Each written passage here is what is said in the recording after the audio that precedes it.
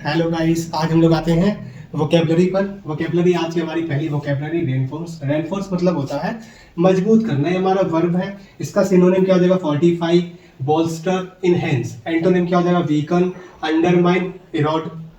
Second word है हमारा invincible, मतलब अजय, जिसको कोई हरा ना सके। ये हमारा होता है adjective. Synonym unbeatable, invulnerable, indomitable. ठीक है।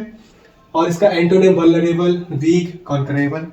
थर्ड वर्ड पे आते हैं डिस्पैरिटी, असामान्यता, जैसे inequality, imbalance, gap. Antonym equality, similarity, uniformity. अब हम लोग आते हैं वन वर्ड सब्सटीट्यूशन पे। हमारा पहला वन वर्ड सब्सटीट्यूशन है मैग्नीलोक्वेंट। मतलब क्या होता है? यूजिंग हाई फ्लोन और पॉम्पस लैंग्वेज, जो मतलब एकदम से एज एन लोकल लैंग्वेज हम लोग बोलते हैं ना, बहुत ऑकवर्ड लैंग्वेज नहीं, घर के जैसे हम लोगों की जो लोकल लैंग्वेज होती है उसी वे में।